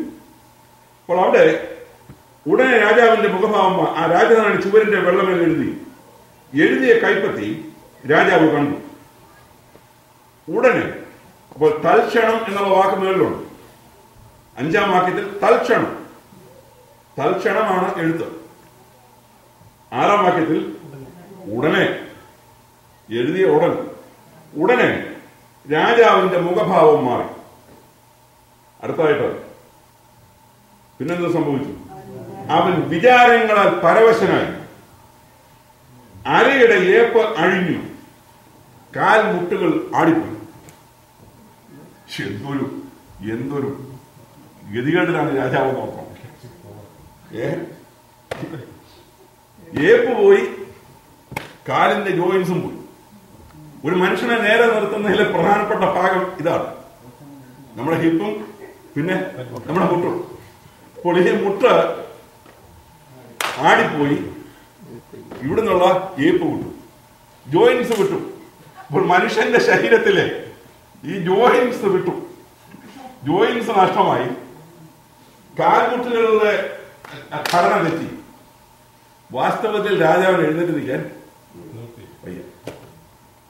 രാജാവ് രാജാവ് ഇരിപ്പിൽ തന്നെയാണ്. കാരണം ഈ സ്റ്റേജിൽ നിൽക്കാനൊക്കെ ഒരു മനുഷ്യന് നിൽക്കാനൊക്കെ തരും. അപ്പോൾ രാജാവിന് അറിയാം തന്റെ ശരീരത്തിൽ ഒരു വലിയ കാര്യങ്ങൾ നടക്കുന്നുണ്ട്. എഴുന്നേക്കാൻ നോക്കിയിട്ട് പറ്റുന്നില്ല, ചലിക്കാൻ പറ്റുന്നില്ല, കാല് നിവർക്കാൻ പറ്റുന്നില്ല. ആകെപ്പാടെ ബുദ്ധിമണ്ഡലം വർക്ക് ചെയ്യുന്നില്ല. മുഖഭാവം മാറിയതായിട്ട് മറ്റുള്ളവർക്ക് മനസ്സിലായി. താൻ പരവശനാണെന്നും തന്റെ കാര്യങ്ങൾ താൻ ഉദ്ദേശിക്കുന്നത് പോലെയൊന്നും അല്ല എന്നുള്ളതൊക്കെ രാജാവ് മനസ്സിലാക്കി. ആ ഉടൻ തന്നെ രാജാവ് ഉറക്കെ വിളിച്ചു, ആഭിചാരകന്മാരെയും കൽദയരെയും ശകുനവാദികളെയും കൊണ്ടുവരുവാൻ കൽപ്പിച്ചു. രാജാവ് ബാബേലിലെ വിദ്വാൻമാരോട്, ആരെങ്കിലും ഈ എഴുത്ത് വായിച്ച് അർത്ഥം അറിയിച്ചാൽ അവൻ ധൂമ്രവസ്ത്രവും കഴുത്തിൽ പൊന്മാലയും ധരിച്ചു രാജ്യത്തിൽ മൂന്നാമനായി വാഴും എന്ന് കൽപ്പിച്ചു. വാസ്തവത്തിൽ ഈ രാജാവ് ഇവിടെ നിന്ന് അയ്യം വിളിക്കുന്നു. അയ്യോ എന്ന് കൂകിയത് വാസ്തവത്തിൽ ഇവിടെ ഉറക്കെ വിളിച്ചു എന്ന് പറഞ്ഞ ആള് ഓടി വായുന്നത് തന്റെ ശരീരത്തിന് സംഭവിച്ചിരിക്കുന്ന ക്ഷീണം, തനിക്ക് എഴുന്നേക്കാൻ പോലും വയ്യ എന്ന് വന്നിരിക്കുന്ന അവസ്ഥ, അയ്യോ എന്നുള്ള നിലവിളിയാണ്. അയ്യോ അയ്യോ എന്നുള്ള നിലവിളി. ഓർക്കണം, ഒരു രാജാവ് അടിപൊളിയായിട്ടൊരു സദ്യയൊക്കെ നടത്തി വീഞ്ഞു കുടിച്ച് സന്തോഷിച്ച് രാജ്യത്തെ മഹത്തുക്കളുടെ മുഴുവൻ മുമ്പിൽ ഇങ്ങനെ ഷൈൻ ചെയ്ത് നിൽക്കുവാണ്. അവർക്ക് കൊടുക്കാവുന്ന മാക്സിമം കൊടുത്തു. ഇസ്രായേലിലെ ജീവനുള്ള ദൈവത്തിന്റെ ആലയത്തിലിരുന്ന പാത്രങ്ങൾ, പൊന്നുകൊണ്ടും വെള്ളികൊണ്ടുള്ള പാത്രങ്ങൾ, ഇവരാരും ജീവിതത്തിൽ ഒരിക്കൽ പോലും കണ്ടിട്ടില്ലാത്ത പാത്രങ്ങൾ ആദ്യവരെ എടുത്ത് കൊടുത്തു. ഇതിലൊക്കെ ഉപയോഗിച്ചു, ഇതെല്ലാം വെച്ച് കുടിക്കുകയോ ഒക്കെ ചെയ്തു എന്നും പറഞ്ഞ് കൊടുത്ത് അവരെ എല്ലാം സന്തോഷിപ്പിച്ച് ഇവരെല്ലാം സന്തോഷിക്കുന്നത് കണ്ട് അവരെല്ലാവരും ആരാധിക്കുന്നത് കണ്ട് സന്തോഷത്തോടെ ഇരുന്ന രാജാവ്. പക്ഷെങ്കിൽ രാജാവിന്റെ ശരീരസ്ഥിതി മാറി, രാജാവിന്റെ ബുദ്ധിമണ്ഡലം മാറി. താൻ വിചാരിച്ച എന്തോ വലിയ ഗുരുതരമായ സംഭവം നടക്കുന്നു എന്നുള്ള നിലയിൽ ഇവൻ ഭയപരവശനായി. മാത്രമല്ല, മുമ്പേ ഒരു കൈപ്പത്തി കണ്ടു, അതിന്റെ കൂടെ എന്തുകൂടുണ്ട്, ഒരു എഴുത്തുകൂടുണ്ട്. ആ എഴുത്ത് വെട്ടമുണ്ടായിട്ടും മനസ്സിലാകുന്നില്ല. എഴുത്ത് കൈപ്പത്തിയുണ്ട്, നല്ല വെളിച്ചത്തിൽ ഇരിക്കുവാണ്, ചുവര് നന്നായിട്ട് കാണാം. പക്ഷെ ചുവരിൽ എഴുതിയത് വായിക്കുവാൻ രാജാവിന് പറ്റുന്നില്ല, വായിച്ചിട്ട് ശരിയാകുന്നില്ല. അതുകൊണ്ട് പെട്ടെന്ന് വിളിച്ചു. കാരണം എന്തോ ഒരു സന്ദേശം ഇതിന്റെ പുറകിലുണ്ടെന്ന് രാജാവ് മനസ്സിലായി. നമ്മുടെ സമയം തീരുക. അപ്പോൾ ഇങ്ങനെ രാജാവ് ഉറക്കെ വിളിച്ച് ആഭിചാരകന്മാരെയും കൽദേരെയും ശകുനവാദികളെയും കൊണ്ടുവരുവാൻ കൽപ്പിച്ചു. അപ്പോൾ രാജാവിന് പരിചയമുള്ള ഒരു വ്യക്തിയാണ്. കൊണ്ടുപോവാ കൊണ്ടുപോവാ ഭാവികളെന്ന് പാട്ടുകാരൻ പാടുന്നത് പോലെ കൊണ്ടുപോവാ ആരെയും. അത് കഴിഞ്ഞപ്പോൾ അതിനോട് ബന്ധപ്പെട്ട അടുത്താര് പറയുന്നുണ്ട്, ആഭിചാരകന്മാരെയും കൽദേരെയും ശകുനവാദികളെയും കൊണ്ടുവരുവാൻ കൽപ്പിച്ചു. രാജാവ് ബാബേലിലെ വിദ്വാൻമാരോട് ആരെങ്കിലും ഈ എഴുത്ത് XY വിഷയമല്ലെന്നേ ആരെങ്കിലും വായിച്ചേ, ചുമ്മാ നോക്കി നിൽക്കാതെ വായിരട എന്നുള്ള നിലയിൽ രാജാവ് ധൃതി കൂട്ടുവാണ്. ഒന്ന് വായിച്ചേ സഹായിക്കേ, ആരെങ്കിലും ഒന്ന് വായിക്കുന്നേ. വന്ന വിദ്വാൻമാര്, ശകുനവാദികള്, മന്ത്രവാദികള് വന്നിങ്ങനെ തൂണ് പോലെ നിൽപ്പെടും. ഇവർക്കെല്ലാം കാണാം എഴുത്ത്, പക്ഷെ എഴുത്ത് വായിക്കാൻ പറ്റുന്നില്ല. വായിച്ചാലും അർത്ഥം പറയാൻ പറ്റുന്നില്ല. അപ്പോൾ പറ്റാത്ത നിസ്സഹായ അവസ്ഥയിൽ ഇവർ നിൽക്കുകയാണ്. ഇവര് നിൽക്കും തോറും രാജാവിന്റെ ക്ഷമയും നഷ്ടപ്പെടുന്നു. അപ്പോൾ ആരെങ്കിലും ഒന്ന് വായിച്ച് അർത്ഥമറിയിച്ചാൽ, വായിച്ചാൽ മാത്രം പോരാ, വായിച്ച ചെന്ന് പറയണം, അർത്ഥവും കൂടെ പറയണം. അപ്പോൾ ഈ ഭിത്തിയിൽ എഴുതിയേക്കുന്ന എഴുത്ത് വായിച്ച് ഇതിന്റെ അർത്ഥം ഒന്ന് പറയണം. അർത്ഥം അറിയിച്ചാൽ അതാണ് അടുത്തത് ഓർക്കണം. അവൻ ധൂമ്ര വസ്ത്രവും സ്കാർലറ്റ് ചുവപ്പ് വസ്ത്രം, ധൂമ്രവസ്ത്രവും കഴുത്തിൽ പൊന്മാലയും ധരിച്ച് രാജ്യത്തിൽ മൂന്നാമനായി വാഴും എന്ന് കൽപ്പിക്കുക. അപ്പോൾ വാസ്തവത്തിൽ മൂന്നാമനായിട്ട് തിരിപ്പുണ്ട് ഈ വിരുന്നിൽ. തന്റെ ഭരണക്രമത്തിൽ മൂന്നാമൻ അടുത്തിരിപ്പുണ്ട്, മൂന്നാമൻ വലത്തു ഇരിപ്പുണ്ടോ, നാലാമൻ അടുത്തു ഇരിപ്പുണ്ട്. ഇതൊക്കെ രാജാവ് മറന്നു ഭരണതലത്തിൽ. അപ്പോൾ ഒന്നാമൻ ആര്? ഏത് രാജാവോ? ഞാൻ മുമ്പേ നിങ്ങളോട് പറഞ്ഞു, ഒന്നാമത്തെ രാജാവ് ആരാണ്?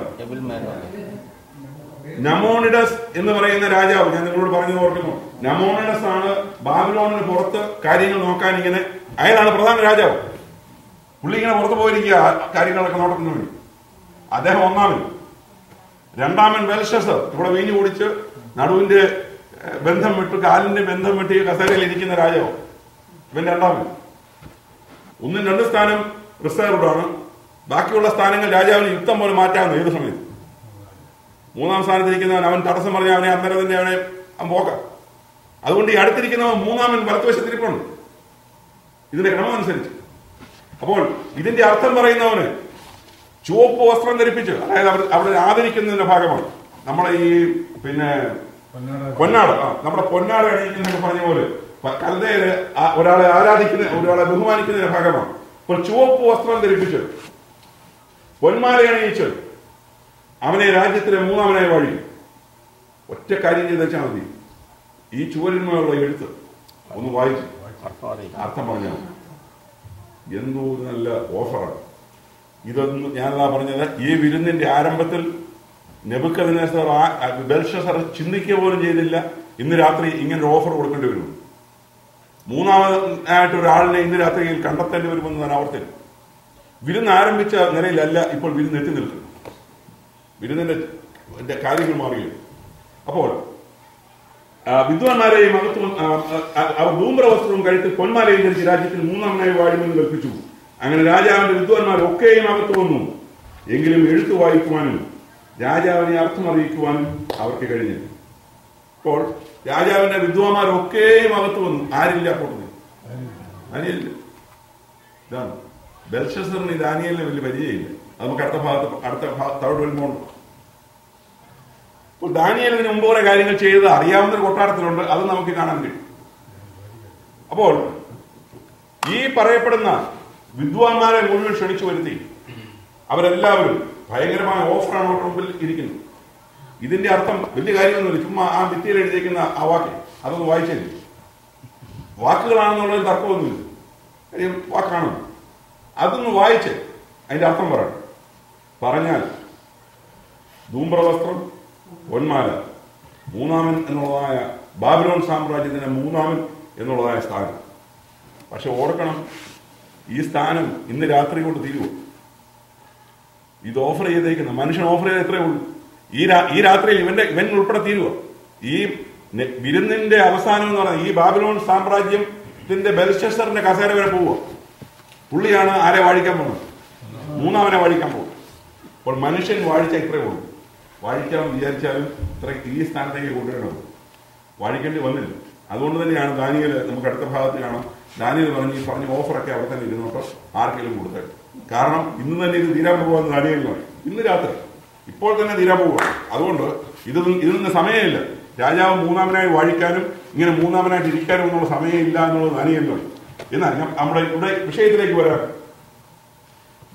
ഇവന്റെ മുമ്പിൽ മാനുഷിക ബുദ്ധി, മാനുഷിക കഴിവുകൾ ഒക്കെ പരിമിതിപ്പെടുകയാണ്. നമുക്കിന്ന് അവസാനിപ്പിക്കാം.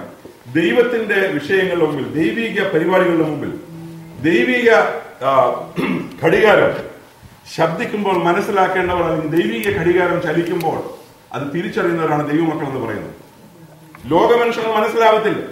ലോകത്തിലെ ആളുകൾക്ക് ഈ വക വിഷയങ്ങളുടെ മുമ്പിൽ അവർ നോക്കി നിന്ന ചിലപ്പോൾ ചില അഭിപ്രായങ്ങൾ പറഞ്ഞു എന്ന് വന്നേക്കാം. അപ്പോൾ ദൈവത്തിന്റെ ഘടികാരം അല്ലെങ്കിൽ ദൈവത്തിന്റെ നാഴിക നീങ്ങുന്നു എന്ന് പറയുന്നത് ദൈവം ആഗ്രഹിക്കുന്ന വിധത്തിലാണ് നീങ്ങിക്കൊണ്ടിരിക്കുന്നത്. ദൈവത്തിന് പർപ്പസ് ഉണ്ട്, ദൈവത്തിന് വ്യക്തമായ പ്ലാനുണ്ട്. ബെൽഷസറിനെ ഈ രാത്രിയിൽ തന്നെ ഈ കസേരയോടുകൂടി കസേരയിൽ നിന്ന് എഴുന്നേക്കാൻ വയ്യാത്ത അവസ്ഥയിലാക്കി. ബാബിലോൺ സാമ്രാജ്യത്തിന്റെ അന്തം കുറിക്കണമെന്ന് ദൈവം ആഗ്രഹിക്കുന്നുവെങ്കിൽ അത് മാറ്റുവാൻ ലോകത്തിലൊരു ശക്തിക്കും കഴിയുകയില്ല എന്ന് ഓർക്കണം.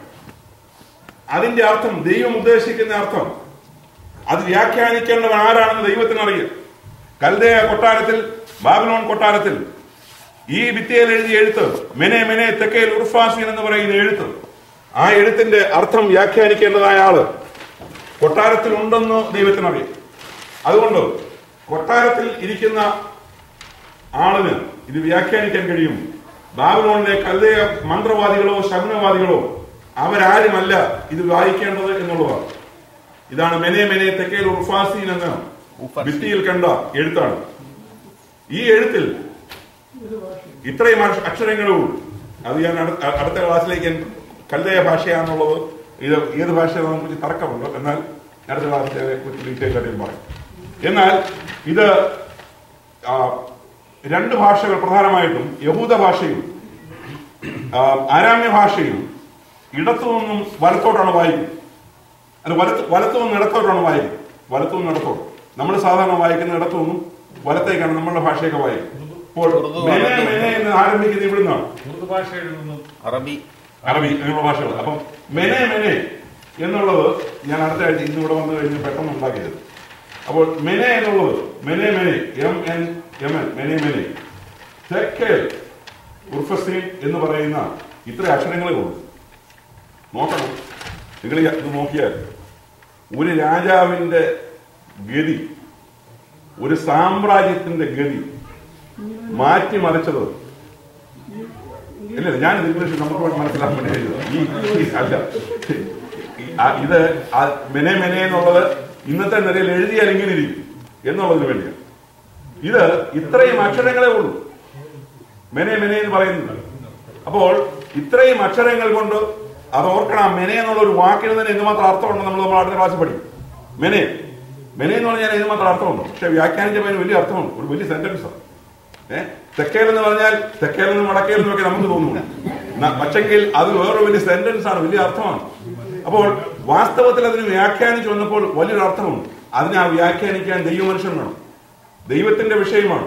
ദൈവം എഴുതിയതാണെങ്കിൽ, ദൈവത്തിന്റെ വിരലുകളാണ് എഴുതിയതെങ്കിൽ അത് വായിക്കാൻ ലോകമനുഷ്യന് കഴിയുകയില്ല, ലോകത്തിന്റെ ജ്ഞാനത്തിന് കഴിയുകയില്ല, ലോകത്തിന്റെ ജ്ഞാനികൾക്ക് കഴിയുകയില്ല. അവരുടെ ജ്ഞാനം ദൈവം പോഷകമാക്കിയിരിക്കുന്നു.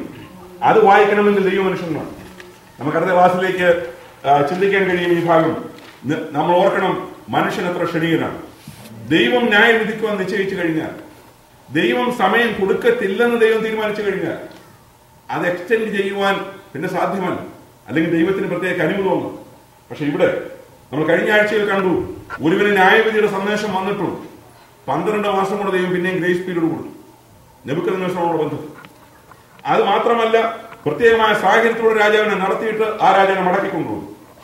എന്നാൽ ഇവിടെ 5-ാം അധ്യായത്തിൽ ബെൽഷസർ എന്ന് പറയുന്ന രാജാവിന് ഒരു ദിവസം കൂടെ കൊടുക്കുവാൻ സ്വർഗത്തിന് പ്ലാനില്ല. ഒരു ദിവസം കൂടെ. കാരണം ദൈവസന്നിധി ചെയ്ത, ദൈവത്തോട് കാണിച്ച നന്ദികേടെന്ന് പറയുന്നത്, അല്ലെങ്കിൽ ദൈവത്തോട് കാണിച്ച ആദരവില്ലായ്മ, ദൈവത്തോട് കാണിച്ച ബഹുമാനമില്ലായ്മ, ആലയത്തിലെ പാത്രങ്ങളോട് കാണിച്ചതായ ആ ബഹുമാനമില്ലായ്മ, ഇതൊക്കെ ദൈവം കണക്കിടും. ഇതെല്ലാം കണക്കിടുന്ന ദൈവത്തിന്റെ മുമ്പിലാണോ നാം ഇന്നായിരിക്കുന്നത്? നാം കൃപായുഗത്തിലായിരിക്കുന്നു. കൃപ എന്നുള്ളത് ആ രണ്ടക്ഷരം നമ്മളെ ഇങ്ങനെ പൊതിഞ്ഞ് സൂക്ഷിക്കുന്നത് കൊണ്ട് നാം ഇങ്ങനെ പോകും. വാസ്തവത്തിൽ ഈ രണ്ടക്ഷരങ്ങൾ നമ്മൾ പൊതിഞ്ഞ് സൂക്ഷിക്കുന്ന കൃപ, ദൈവകൃപ, ദൈവകൃപ. ആ കൃപയുടെ കരത്തിൽ നമ്മളായിരിക്കുന്നു. നമുക്ക് പരസ്പരം പ്രാർത്ഥനകൾ ഓർക്കാം. ദൈവമായ കർത്താവ് നമ്മെ സഹായിക്കുമാറാകട്ടെ. ഈ